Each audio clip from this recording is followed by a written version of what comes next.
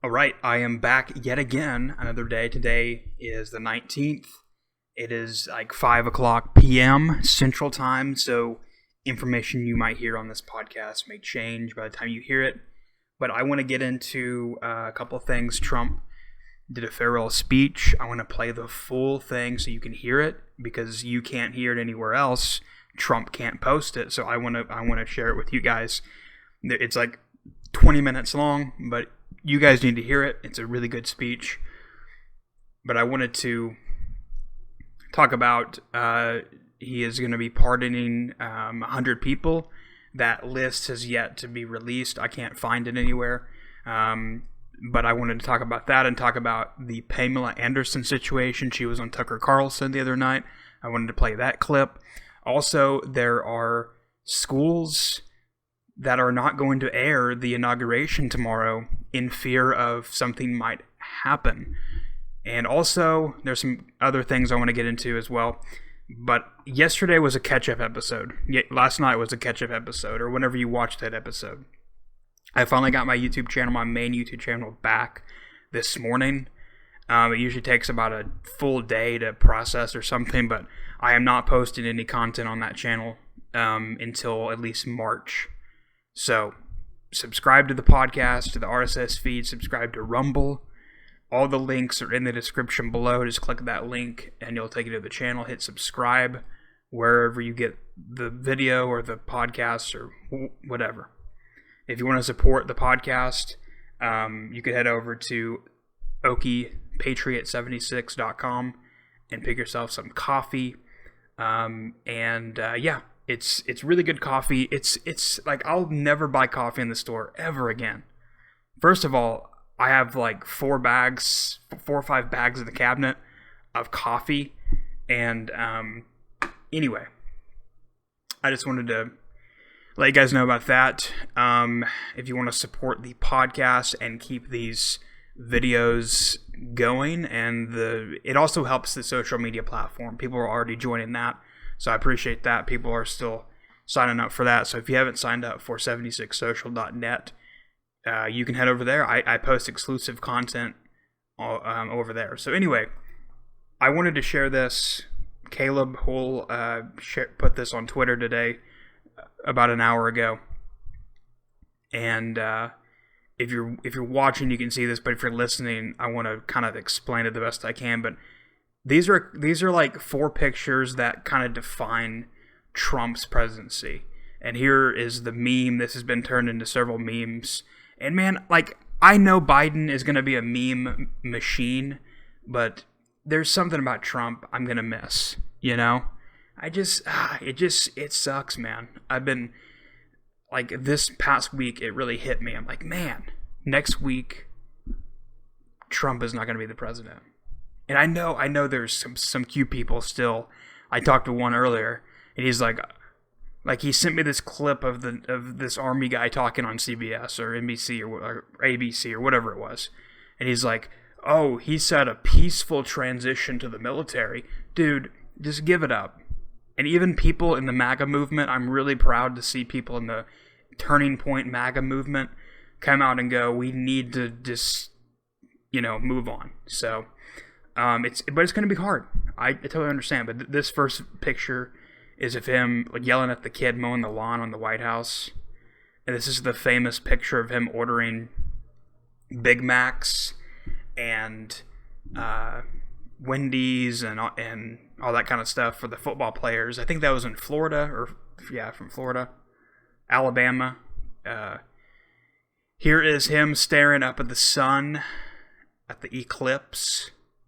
That was like 2017 or 18. I don't know. I can't remember. Here is the one recently, and that is kind of the defining moment. I think if a picture had to describe a president, I think this right here is it. He worked so hard for the American people, and I just want to say thank you. And I don't agree with everything that he did, but he's gonna, I don't even want to know what he's gonna go through after he gets out of office, legally, and they're gonna try to lock this guy up.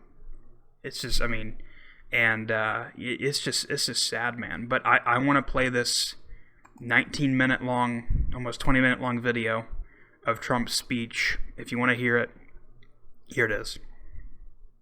My fellow Americans, 4 years ago, we launched a great national effort to rebuild our country, to renew its spirit, and to restore the allegiance of this government to its citizens. In short, we embarked on a mission to make America great again for all Americans. As I conclude my term as the 45th President of the United States, I stand before you truly proud of what we have achieved together. We did what we came here to do, and so much more. This week, we inaugurate a new administration and pray for its success in keeping America safe and prosperous. We extend our best wishes, and we also want them to have luck, a very important word. I'd like to begin by thanking just a few of the amazing people who made our remarkable journey possible. First, let me express my overwhelming gratitude for the love and support of our spectacular First Lady, Melania. Let me also share my deepest appreciation to my daughter Ivanka, my son-in-law Jared, and to Barron, Don, Eric, Tiffany, and Lara. You fill my world with light and with joy. I also want to thank Vice President Mike Pence, his wonderful wife Karen, and the entire Pence family.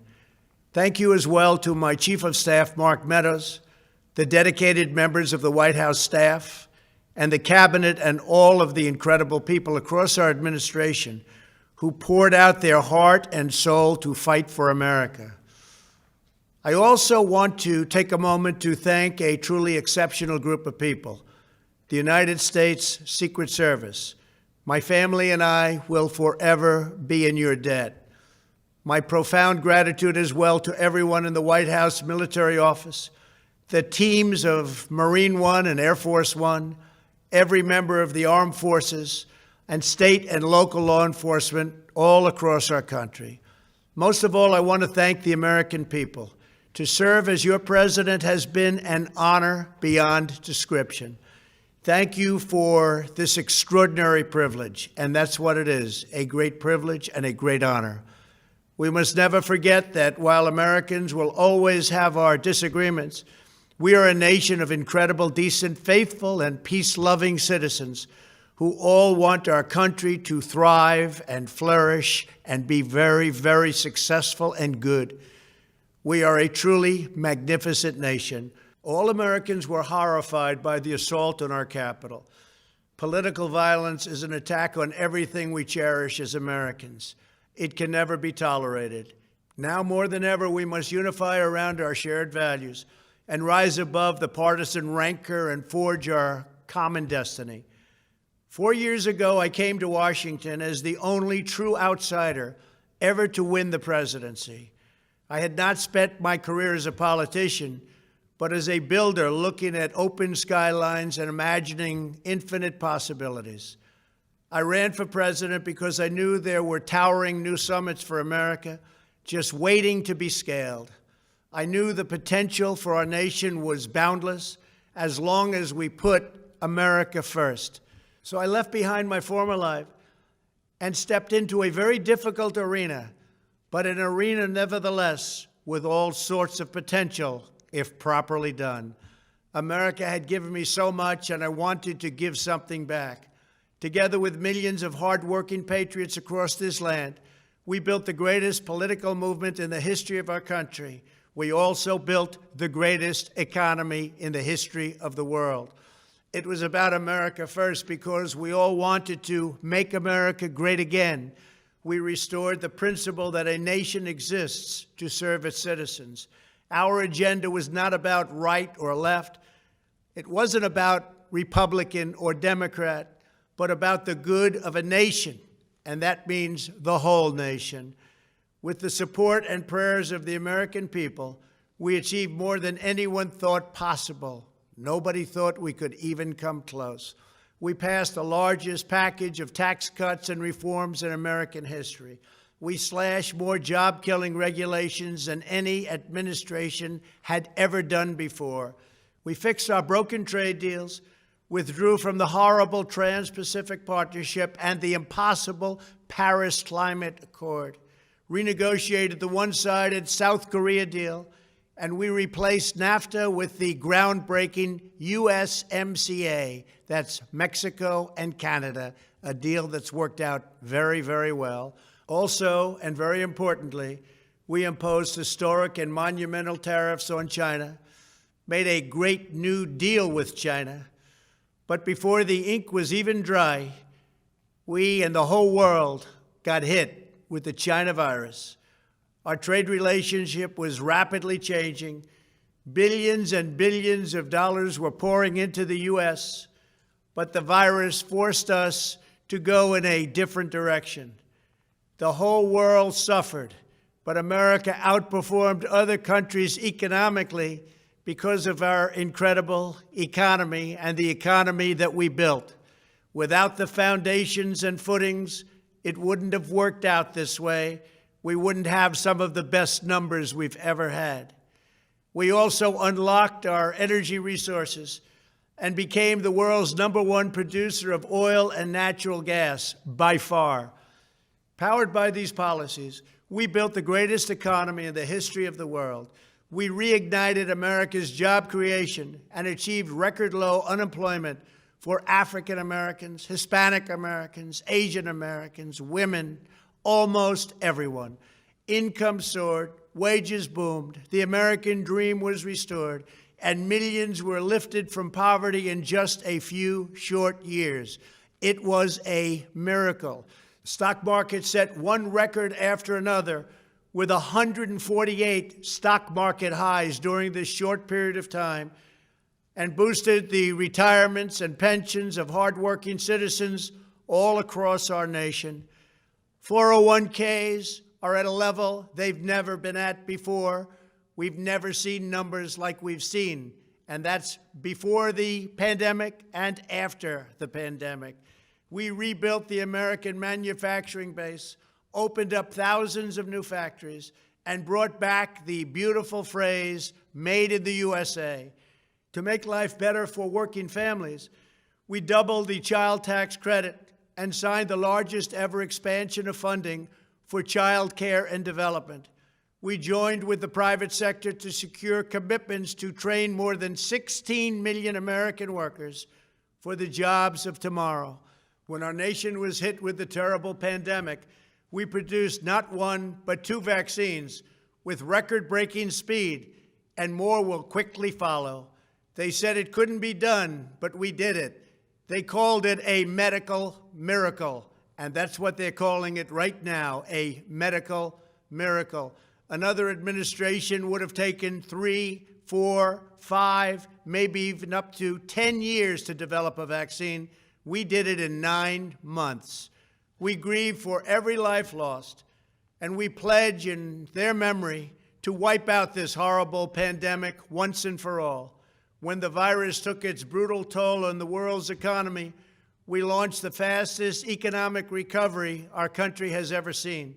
We passed nearly $4 trillion in economic relief, saved or supported over 50 million jobs, and slashed the unemployment rate in half.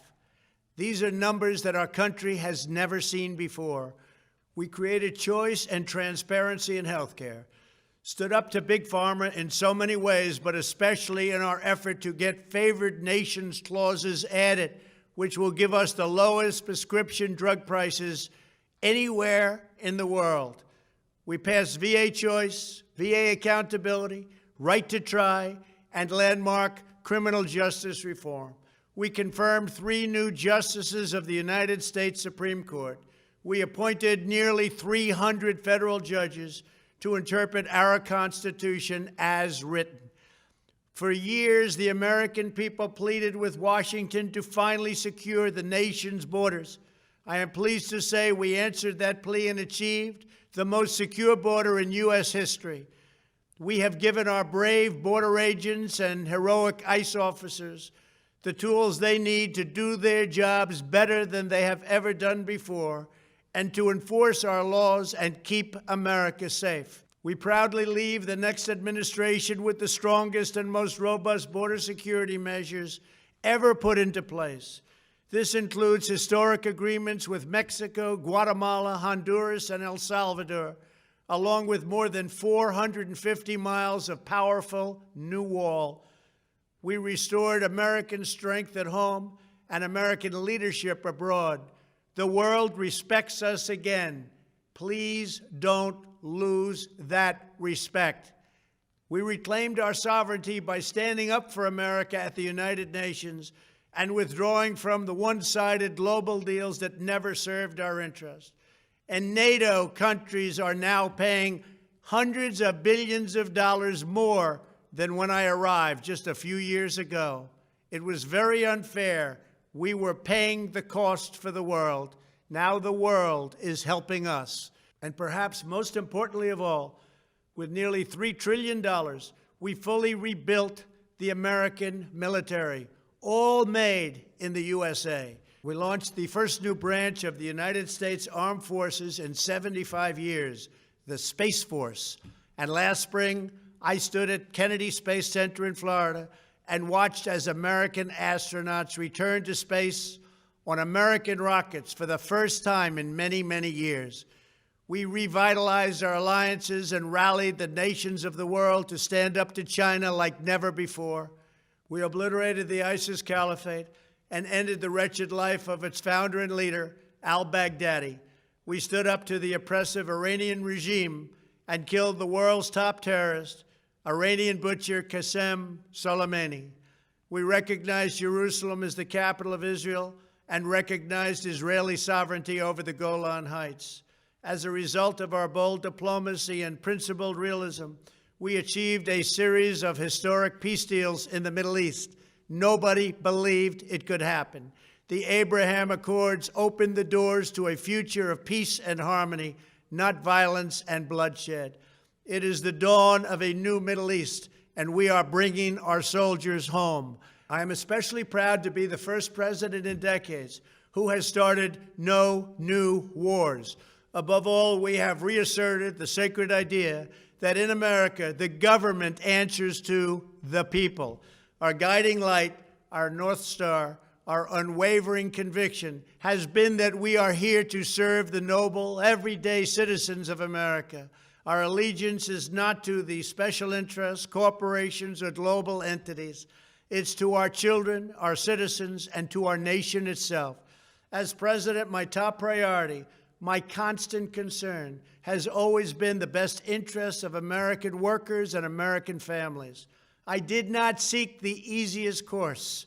By far, it was actually the most difficult. I did not seek the path that would get the least criticism.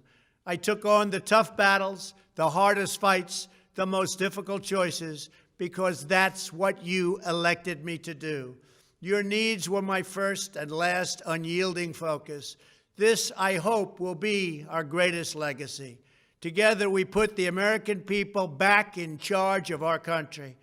We restored self-government. We restored the idea that in America, no one is forgotten, because everyone matters and everyone has a voice. We fought for the principle that every citizen is entitled to equal dignity, equal treatment, and equal rights, because we are all made equal by God. Everyone is entitled to be treated with respect, to have their voice heard, and to have their government listen. You are loyal to your country, and my administration was always loyal to you.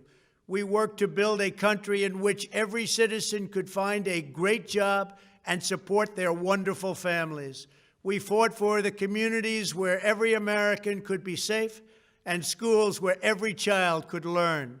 We promoted a culture where our laws would be upheld, our heroes honored, our history preserved, and law-abiding citizens are never taken for granted. Americans should take tremendous satisfaction in all that we have achieved together. It's incredible.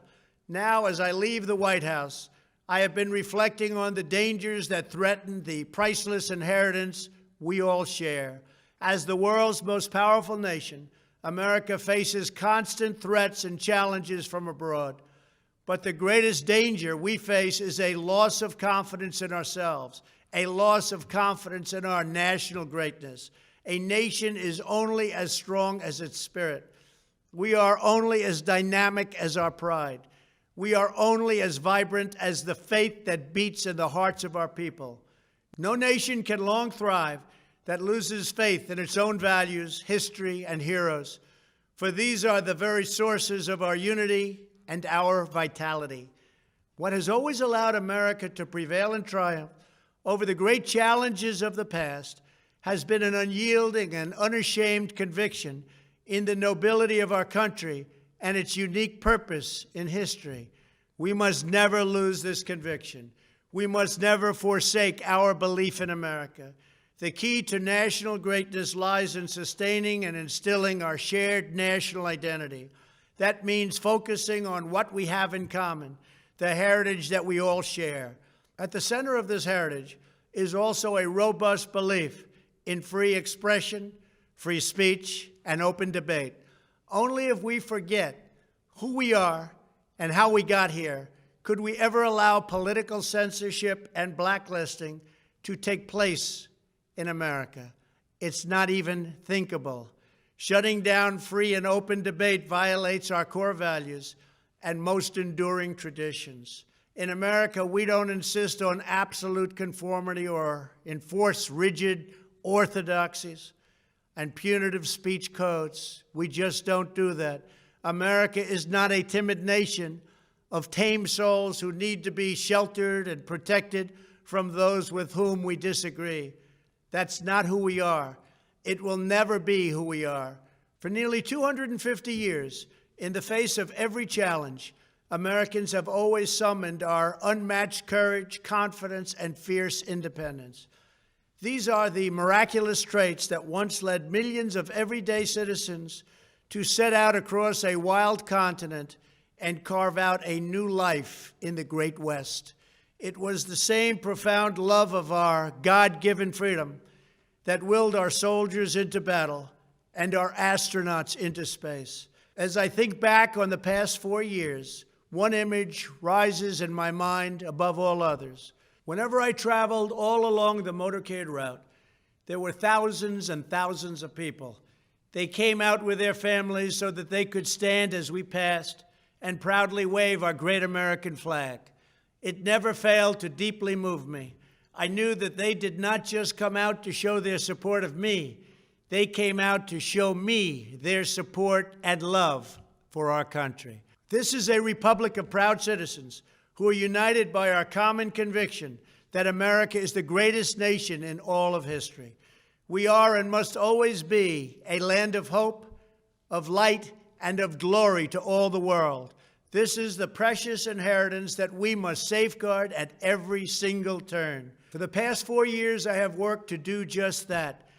From a great hall of Muslim leaders in Riyadh to a great square of Polish people in Warsaw, from the floor of the Korean Assembly to the podium at the United Nations General Assembly, and from the Forbidden City in Beijing to the shadow of Mount Rushmore, I fought for you, I fought for your family, I fought for our country.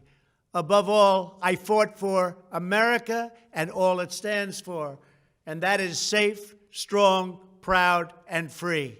Now, as I prepare to hand power over to a new administration at noon on Wednesday, I want you to know that the movement we started is only just beginning. There's never been anything like it.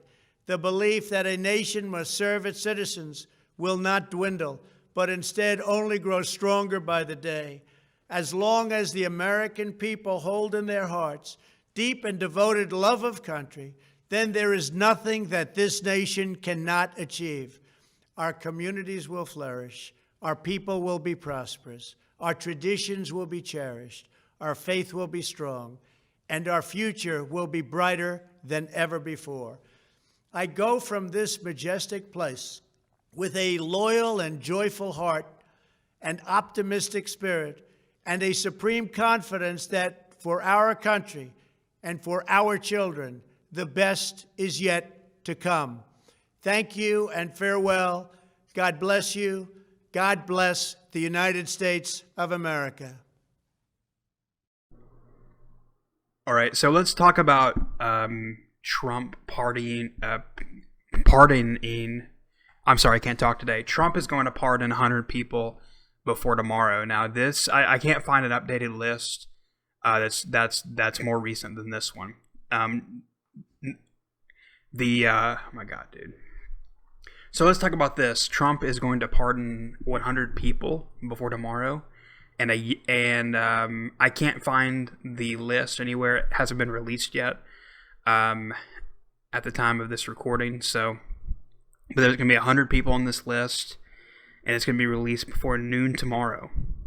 So maybe like released tonight in the middle of the night. Maybe I don't know. But a lot of people are wanting him to pardon Julian Assange and Edward Snowden. But it says here lawmakers have asked Trump not to pardon him or them, those two people.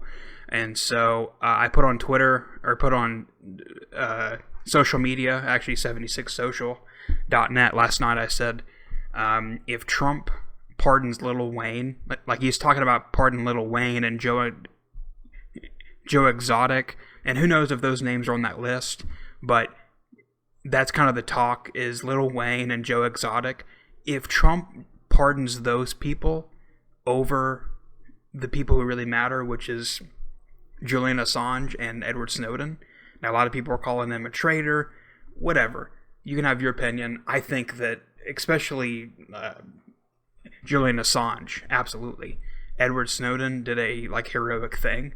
If you haven't watched that movie on Netflix and listened to some of the stuff he talks about, I don't agree with everything he says, but I think that for the most part, he did a very heroic thing, and they both did.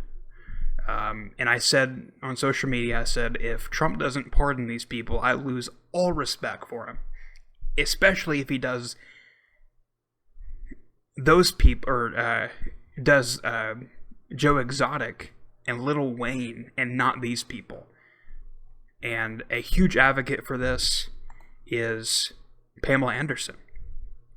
Of all people, of all people, Pamela Anderson is advocating for this. So she was on Tucker, I guess last night. I don't know for sure. I guess yesterday or the day before. But I want to play this clip from Tucker. Here we go. Well, it doesn't happen that much when everyone in Washington agrees with one another on something. But when it does, ooh. When Democrats, Republicans, and the media all sound alike, all sing the same song from the same hymnal, when Nancy Pelosi talks about Venezuelan coups like the neocon she actually is, you ought to be nervous about that. Institutional Washington is, by far, at its most dangerous when there's consensus, when it stops reflecting the will of the voters and starts defending its own interests without any opposition whatsoever. There may be no issue that unites the establishment wings of both political parties, other than fighting pointless wars, more than this issue, and here it is. Leaking classified information that hurts the permanent political class is a grave threat to national security. It must be stamped out. But leaking classified information that helps the permanent political class is an act of good faith. Son, you're getting a Pulitzer for that. So there was no problem when the FBI told the Washington Post that that diabolical Vladimir Putin was secretly running our government. That was a lie, but not a problem. Or when the CIA director gave classified information to the producers of Zero Dark 30, because that's Hollywood and they're our friends. But when those leaks implicate the people in charge, oh, it's a national crisis and someone needs to go to jail. And often people do go to jail. Julian Assange, for example, he's rotting away in a prison in London right now. Why? He published information that the U.S. government wanted to keep secret, not to protect us, but to protect themselves. Footage of an American helicopter gunning down 18 people in Iraq, including, by the way, 2 journalists from Reuters. He also publicized emails exposing corruption at the very highest levels of the DNC. Bernie Sanders voters may have been grateful for that. They got completely shafted and wouldn't have known it. Now they do. And that infuriated the people who run Washington. Just to be clear, Julian Assange did not hack servers at the U.S. Army, the Pentagon, the DNC. No, he reported on those servers. That's called journalism, which, by the way, real journalism, not much left, it's all under attack. Trust us. So for doing that, for humiliating both our elected leaders and the media class, Julian Assange's life has been destroyed. He's been locked away for almost a decade. This case is not about espionage. He didn't commit espionage. He's not a traitor. He's not American. This case is about criminalizing freedom of speech. The mother of Julian Assange's children came on this show last year and made that point very succinctly. Watch. Julian is the foremost, perhaps the foremost free speech campaigner alive in the West, and he's imprisoned. And does the president want that to be his legacy, or does he want to, ensure that the First Amendment survives this trial and survives by, pardoning him and not having this trial? No one who works on this show ever imagined we'd be where we are now, which is, in effect, defending Julian Assange. But the truth is, we're not defending Julian Assange. We're defending something that is actually under attack, that is actually precious to every American, and that is going away faster than we ever thought it could, and that's the freedom of speech. He reported things they don't like, they threw him in jail. If it happened to him, why couldn't it happen to you again? Speak slowly so we can understand. And if that doesn't convince you, consider the case of another person we've also had on the show quite a bit, a very decent man, by the way, called John Kirikou. He's a 15-year veteran of the CIA. He led some of the military's most important raids in Pakistan during his career, risked his life for the country. But then in 2007, he did something that destroyed his life. He confirmed something on the record that no one else in government was willing to admit at the time, that the U.S. Army was in fact waterboarding, torturing prisoners. Now, you may support that or you may not, but if you're an American citizen who pays for all this stuff, why don't you have a right to know that? Now, the DOJ at the time did not think John Kirikou had committed a crime. What he said was true. He was treated as a whistleblower, which he was, agree with him or not. But 5 years later, the CIA, which was still furious about it, told the Obama administration, which was in the habit of obeying the CIA, to reopen that case and punish John Kirikou. So they did, and of course they found a crime. It's not hard for prosecutors to find a crime when they're bent on retribution meant to encourage the others. So John Kirikou went to prison for 2 years. He can no longer, to this day, a man who served his country for 15 years, defend his family with a firearm because he's a convicted felon. They'll give him his voting rights back, but not the right to defend his family. So here's why we're telling you this. The president, on his last day in office, is expected to announce a series of pardons before he leaves on Wednesday. Some news reports tell us that he will pardon the rapper Lil Wayne on a firearms charge. We don't know if that's true or not. We don't even have an opinion on that. But we do know if he wants a lasting historical effect on this country in the closing days of his administration, he can achieve a major victory for the principles that this country was founded on and that make it a good place to live. And the first one of those is freedom of the press, freedom of speech. No one else in the media feels like arguing for it. It doesn't matter. It's still true, and we should still defend it. And he should pardon Julian Assange, and he should pardon John Kirikou. Pamela Anderson is an actress. She's also pretty well-versed, very well-versed on this subject. She's been in close contact with Julian Assange, and we thought we'd like to hear from her tonight. Pamela Anderson, thank you for coming on. Why should the president pardon Julian Assange? Well, like you said, it's freedom of the press, freedom of speech. If we don't have that, we don't have a democracy. And I really thank you for what you're saying. And I think, like you said, this is a defining moment for the president.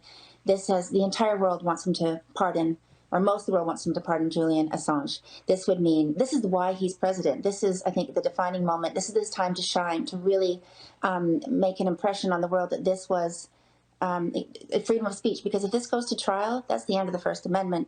And I just think that this is so serious and so important that that pardon is sitting on his desk. And I'm sure there is a lot going on behind the scenes where people are maybe bullying him a little bit because, there's the impeachment and there's a couple probably cranky Republican senators that are negotiating with this, and he needs to do the right thing. This is one of those moments in history, in his lifetime too, that he needs to make the right decision. And so it's all up to, President Trump, but he would really gain a huge following and a huge sigh of relief and gratefulness for so many people on the planet. And I just think that this is so important, and this is something he needs to do. He absolutely needs to do this, and I'm just saying, just do it. Julian is so important to free speech. He's a free speech hero. I think the principle is worth defending, and I appreciate your coming on tonight. Pamela Anderson, thank you. Thank you.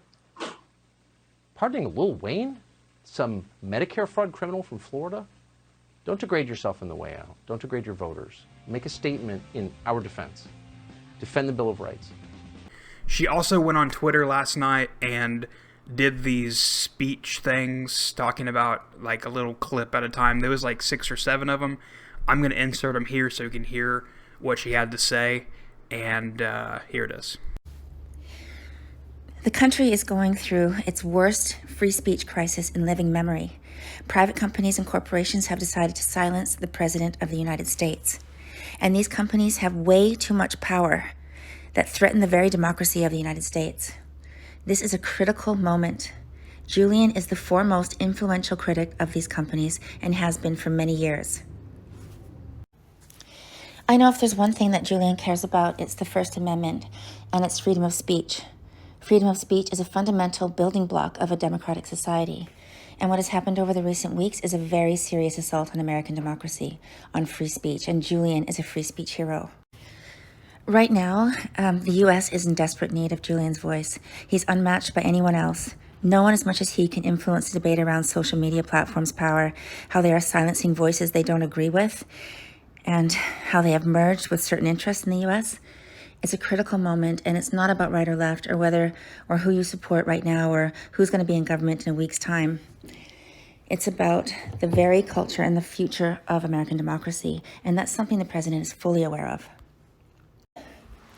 I really think that the president in his heart wants to pardon Julian, but people from the deep state, the worst people in the deep state that are trying to stop it from happening, are hopefully not going to succeed. It would be the best thing for the country, and deep down, the president knows that that's true. The microphone of the president has been silenced, and so he might not be able to see the incredible avalanche of support there is for Julian's pardon from everyone, from all sides of politics. It's obvious to everyone that's looking on Twitter and everywhere. There's widespread support from all quarters. And the only people that don't want this to happen are the worst of the worst from the national security establishment. Also, Joe Rogan commented on this situation, and here's what he had to say in one of the recent episodes of the podcast. Julian Assange has literally been tortured. I mean, the guy was locked in that embassy for how many years with no exposure to daylight, just completely trapped. And you've seen videos of him skateboarding around the embassy. I mean, it looks like he's going crazy in there. And now he's in jail and on trial.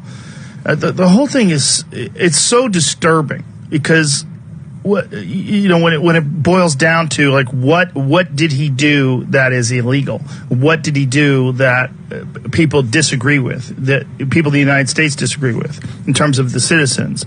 Well, he exposed horrific crimes. He exposed things that were deeply that the United States citizens are deeply opposed to, and the fact that is something that you in this country can be prosecuted for, that they would try to extradite you and drag you from another country. They'd kick him out of the embassy and bring him back to the United States to try him for that.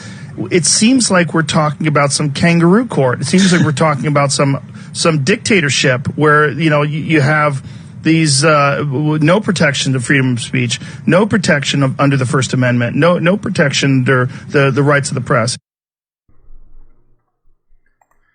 So yeah, I think that Trump needs to pardon those people, especially Julian Assange.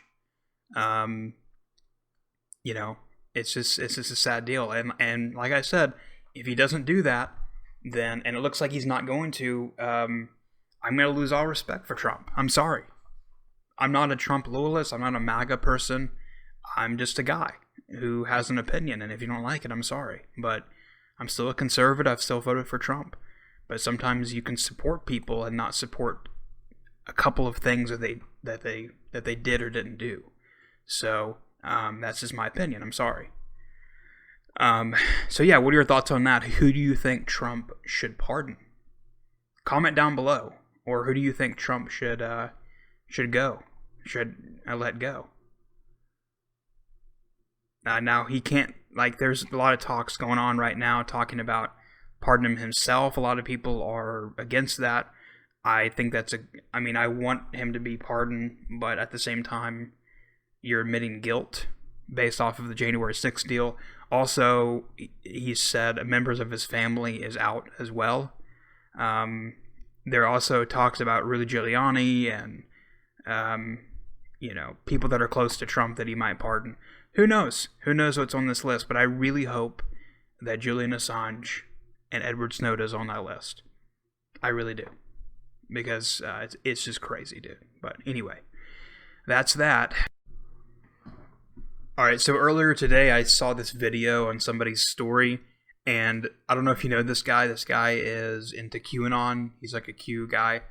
Now, I already said my piece about the QAnon deal, but I think what this guy has to say has a point. So I want to play this video. Basically, it's really weird what they're telling these teachers to do tomorrow. I just want to read something to you all that got my attention and put this together in your own mind. It's very telling to me. We already know school systems are basically indoctrination camps, controlled by the deep state. We understand that already. So here's some things that came in that I just found to be very telling. A friend sent this to me regarding, I guess they're out of California, and all the teachers got this message. And it says urgent, inauguration day restricted. So they're restricting the viewing of inauguration day. Prohibit viewing of a live broadcast of the inauguration on Wednesday. Please do not broadcast Wednesday on any form of media, radio, computer, etc. The 59th inaugural ceremony, do not broadcast the 59th inaugural ceremonies to your class. This is due to the risk of violence that faces our nation during the ceremonies and the tense and stressful images of high security. Flashback to last week's DC riot and unsettling journalists' commentaries. Be careful as well not to shout out or emotionally respond in your class to any emergency announcement.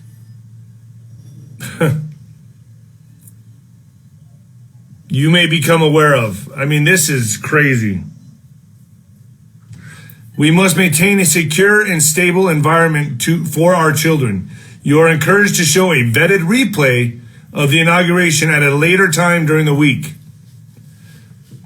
Please prepare your classes for this momentous occasion, as we are sure you have planned to do.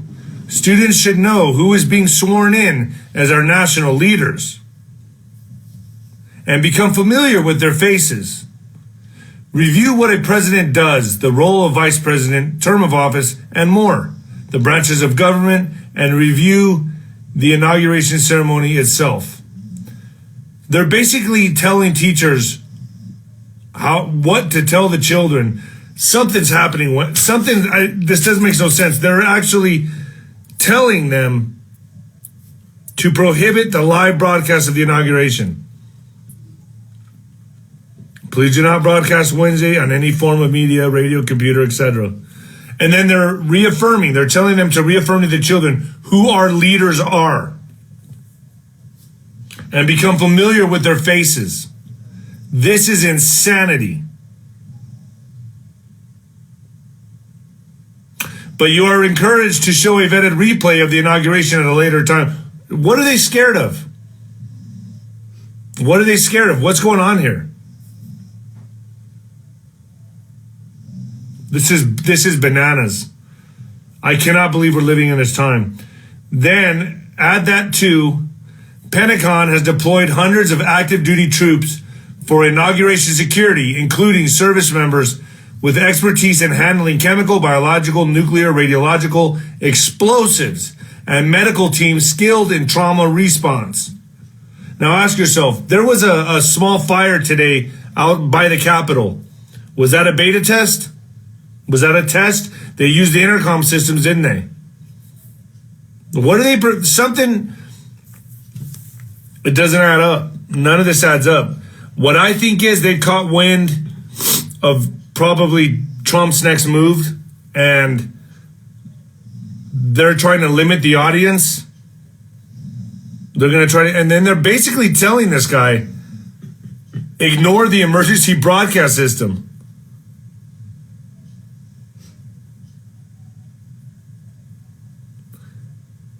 Be careful as well not to shout out or emotionally respond in your class to any emergency announcement. Let me read that again. Be careful as well not to shout out or emotionally respond in your class to any emergency announcement you become aware of. They're telling them to ignore the emergency broadcast. They're telling them to ignore. That's illegal. That's fucking illegal. This is insanity.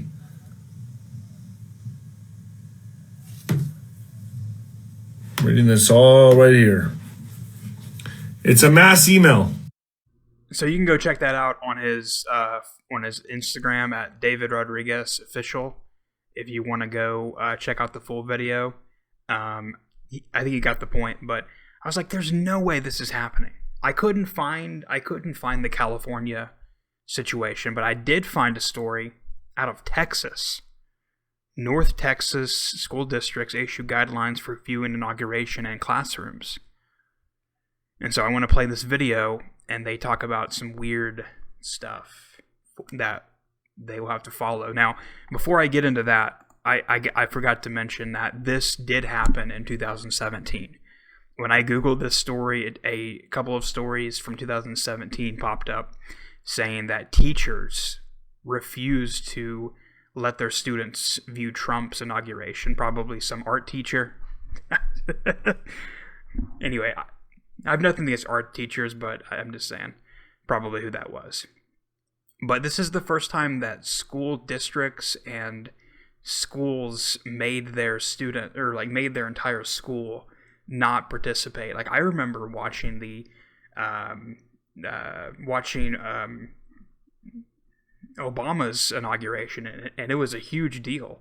It was a huge deal, man. But here is the news clip from North Texas, Dallas area. So here it is. No, ISD will not allow students to watch the presidential inauguration on TV this week. What used to be the living history lesson of the day is changing in area schools. Education reporter Wayne Carter tells us what districts are now doing. A teacher in Keller ISD shared this note from her principal saying the inauguration will be taped, so the district has gone through it and edited it down just to the swearing in. We will not have the option to show it live.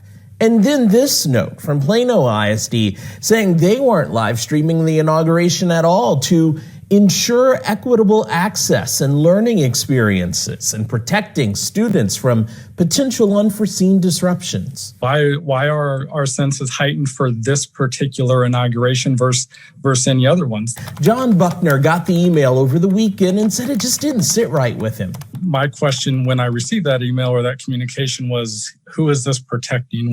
Who are we trying to protect, or who benefits from the ability to opt out of this event? Anastasia Taylor specializes in child psychology. She says schools are in a tough position.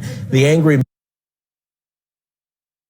mob that attacked the Capitol this month prompted so many questions from kids, but most were home on break. Handling that in the classroom is tougher. Is there the possibility for there to be violence or something that could negatively traumatize a child? Despite the note we saw, Keller ISD did say some schools will air the inauguration, but parents will be allowed to opt their kids out, something they say they've done for all recent inaugurations. Being able to see conflict and discuss, do we agree or not agree with how the conflict was handled, how people were voicing their disagreements, and having an open conversation about how to appropriately handle disagreements and conflict. I think that's a great opportunity for educators. Fort Worth ISD told us they're still coming up with a plan on how to handle Inauguration Day. Dallas and Arlington have not gotten back to us. Wayne Carter. So that's pretty interesting. What are they editing out of the inauguration? Now, I understand they're guarding students, little kids. I totally understand little kids from seeing that I totally understand that. It's kind of hard to explain what happened to a little kid on January 6th, but I think as an American, you should be able to, it should be, it doesn't really matter who's being sworn in. You need to be watching that because it's part of American history. I did it with Obama. I watched, Obama, growing up, and it was just like, wow, this is crazy. Like, this is awesome. And so it's very interesting. And, if your kids doesn't, if you don't want your kids seeing it, then maybe you should opt your kid out. But it's very weird. They're not showing it live. Very odd. Very weird. And they're going to be editing stuff out. That's very strange. Very strange. So I want to end the show on this. I saw this on Twitter, obviously, today, and I wanted to share. And one of the things that is going to not happen with Joe Biden is you're not going to see stuff like this. Here is, if you're listening to the podcast, I'm showing a video from Japan, and they have a huge Trump head, and they have his head on a piece of wood, and they're carrying the wood on this platform, or they're treating him like a king, basically.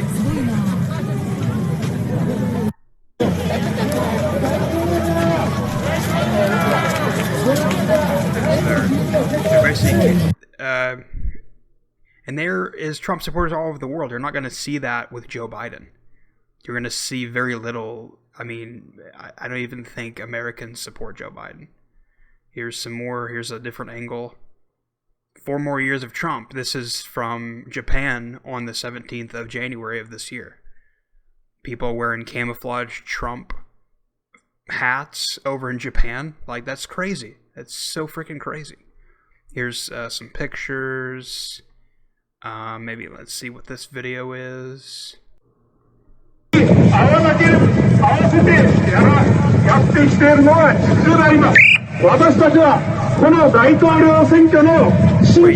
guy right here, this person right here looks like they have a Trump wig on or something.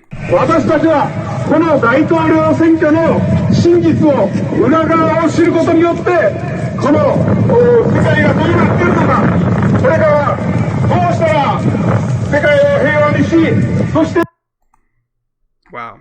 Is there any more videos? There's that video. Yeah, but that's cool, man. What is this?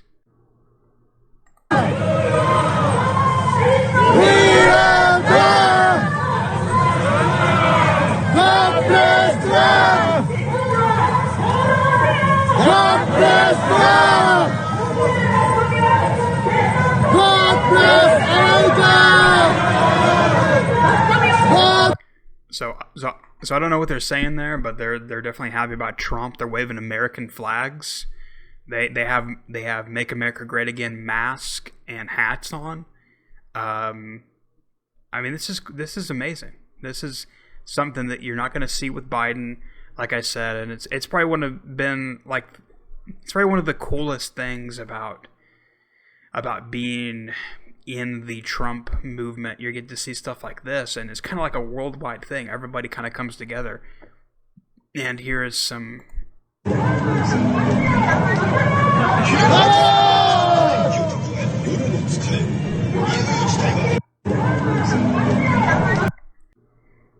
So I don't know if you saw this Fields of Honor thing, Fields of Flags, basically representing all 50 states up in the Lincoln Memorial.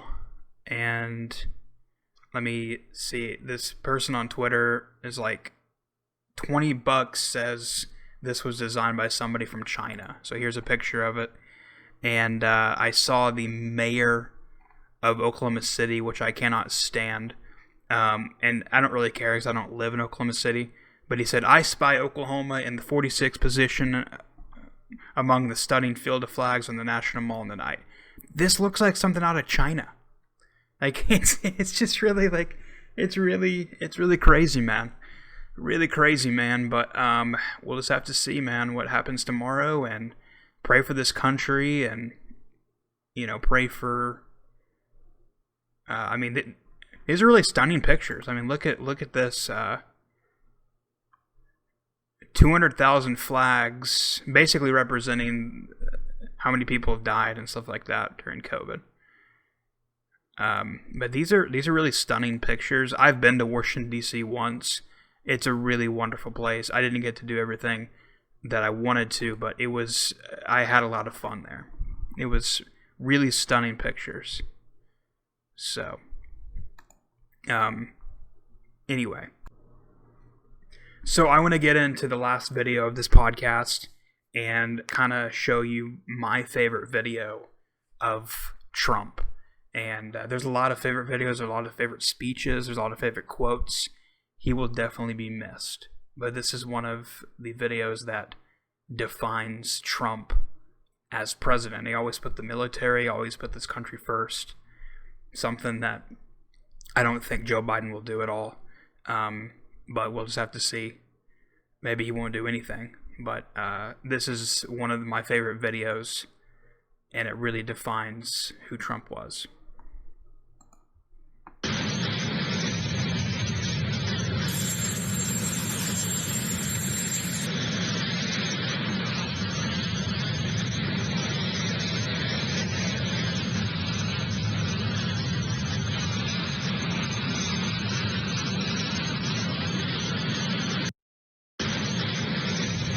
So if you're listening, that video is of the whenever he was getting on Air Force One, and the Marine dropped his hat. The wind blew his hat off. Trump picked it up twice, and it's just a little thing. It's a little video, but I thought it was really, really cool. And this is trending on Twitter right now. This best president is trending. So let me just see what Twitter has to say right quick before I end the show. Trump is the best president in American history. Somebody posted a picture of Obama as the best president. Okay. All right. A lot of people are spamming this hashtag or this trend, best president, with Obama. So, who do you think the best president is? Is it Obama? Is it Trump? Is it Reagan? Who do you think it is? Who do you think it is? But anyway, if you're listening to the podcast, you'll get the segment or the video that I did earlier today talking about the military.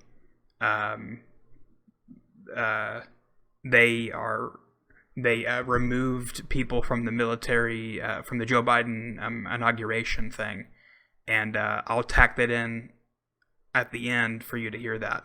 But that's the end of the show here on YouTube and Rumble and anywhere else to get the podcast, watch the podcast. Hope you have a great night, and pray for this country.